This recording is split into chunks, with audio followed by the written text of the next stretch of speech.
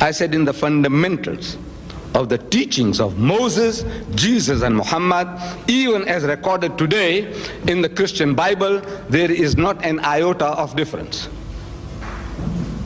And I prove it to you. We want to know from the Jews. What is the first commandment?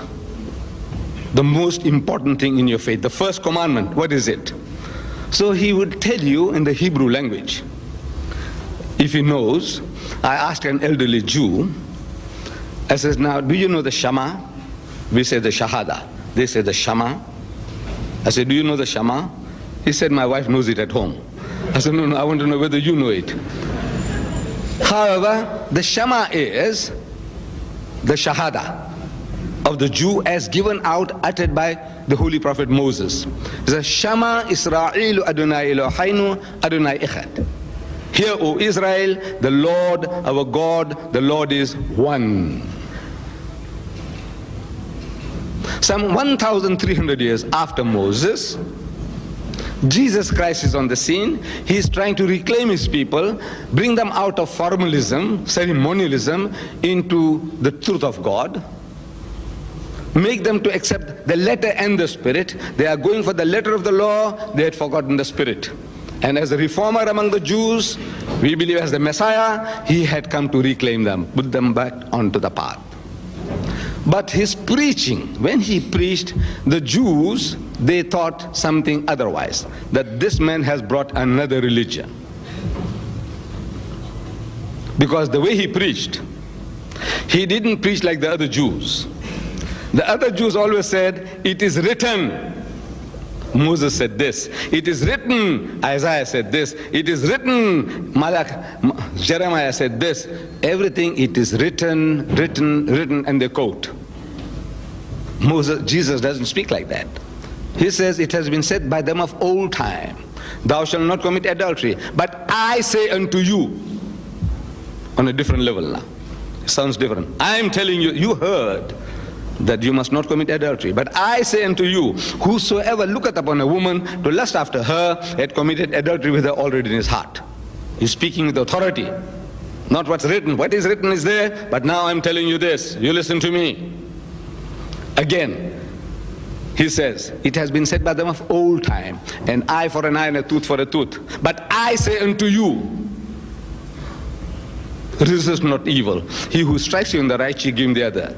It has been said by them of old time, that whosoever puts away his wife, let him give her a bill of divorcement. But I say unto you, that whosoever puts away his wife, save for the cause of fornication, causes her to commit adultery. And whosoever marries her that is divorced, committed adultery. You noted?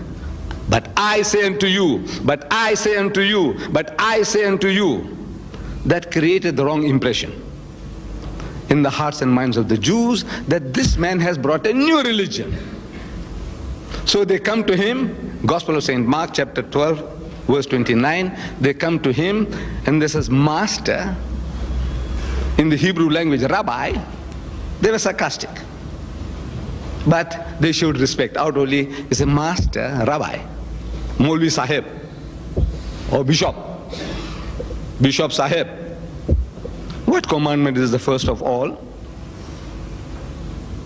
And Jesus answers and says unto him, the first is, in the Hebrew language he said, Shema Israel Adonai Eloheinu Adonai Echad. Hear, O Israel, the Lord our God, the Lord is one. He repeated word for word what was given by Moses 1,300 years before, without the change of a dot.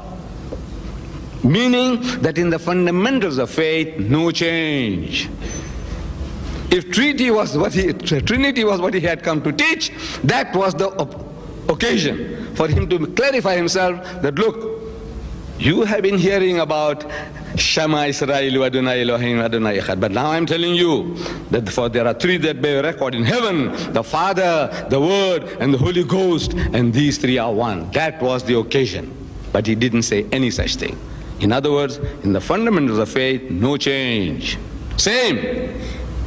Some 600 years later, a Christian deputation comes to the Holy Prophet Muhammad from an area called Najran, and they were housed in the mosque of the Prophet for 3 days and 3 nights. They ate there, they slept there, and for 3 days and 3 nights they had a dialogue in the Masjid Nabawi, the mosque of the Prophet. During the course of the discussion, the spokesman for the Christian poses the question, among so many other things. He says, all right, now tell us, O Muhammad, what is your concept of God? And he doesn't fumble. He doesn't say, well, you see, it's like this and like that and like that. He, so to say, presses his spiritual buttons. There were no buttons to press. I said, so to say. I hope you people, my brothers and sisters from India and Pakistan, they understand my English. It's very difficult for me to say things, and then now you go along and say Muhammad was pressing his buttons, to get his answers. I said, so to say, कहने की बात, you कहने की बात, यूं कहते हैं. So to say, he presses his spiritual buttons, asking, oh my Lord, what shall I say? Nobody heard him say that. But so to say, trying to contact the source of all knowledge, the head computer, as the Quran describes, بَلْ هُوَ قُرْآنٌ مَجِيدٌ فِي لَوْحٍ مَحْفُوظٍ, that this is the glorious Quran from a tablet preserved. Anyone who has a connection with that, any prophet of God would have access to that type of knowledge, like the end terminal of the computer system. You press the button and you get the information, your flights, timing, this, that, reservations, everything is on. So, what shall I say? Comes the answer from the head computer.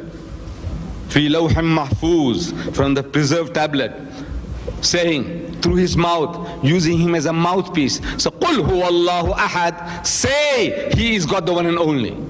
Allahu Samad, God the eternal absolute. Lam yalid wa lam yulad, he does not beget and is not begotten. Wa lam yakun lahu kufuwan ahad, and there is nothing like unto him.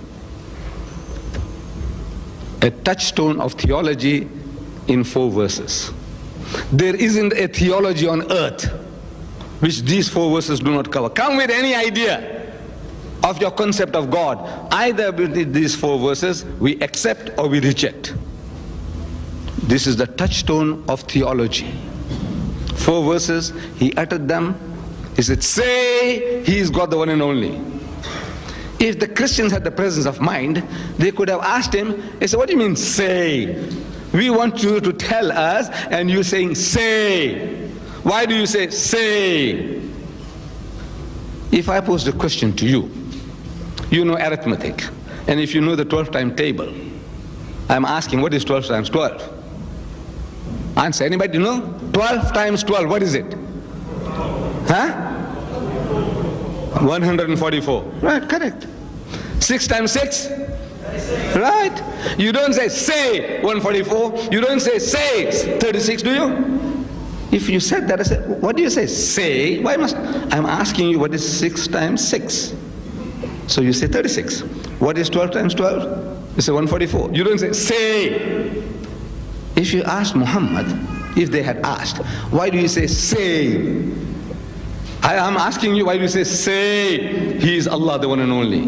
He says, no, I'm told to say that, as if he's only being used as a speaker in the radio. From the head computer, it's being transmitted through him.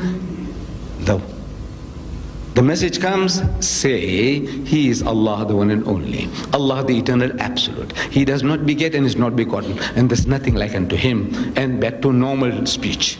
He was speaking on a certain level, normal communication, then all of a sudden he goes into another level which is not his. قُلْ هُوَ اللَّهُ أَحَدٌ اللَّهُ الصَّمَدُ لَمْ يَلِدْ وَلَمْ يُولَدْ وَلَمْ يَكُنْ لَهُ كُفُوًا أَحَدٌ, and back to normal. I say, you see, this is our concept of God. My brothers, you understand? This is so. So, first words, قُلْ هُوَ اللَّهُ أَحَدٌ, say he is Allah the one and only. Moses said, hear O Israel, the Lord our God, the Lord is one. Jesus said, hear O Israel, the Lord our God, the Lord is one. Muhammad is made to say, قُلْ هُوَ اللَّهُ أَحَدٌ, say he is Allah the one and only. What is the difference?